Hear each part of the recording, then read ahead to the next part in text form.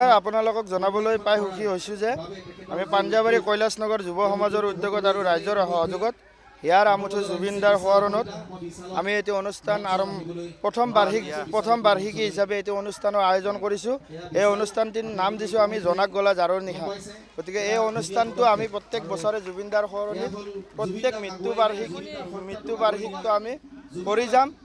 অনাগত দিনতো আমি কৰিম। আজি আমি এই অনুষ্ঠানটোত আমন্ত্ৰণ জনাইছোঁ অজয় ফুকন দাক, বিশাল কলিতা। আমাৰ জুবিনদাৰ প্ৰায় ৩০,০০০ গীত সংৰক্ষণ কৰি ৰাখিছিলে।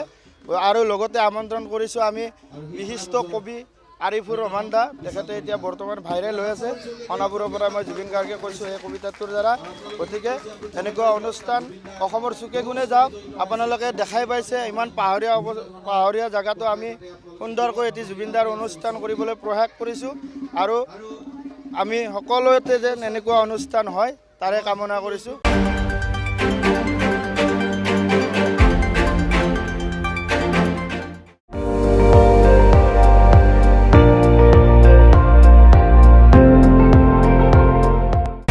আপুনি চাই আছে ND24, সৰ্বশ্ৰেষ্ঠ নহয় সৰ্বোত্তমৰ দৌৰত।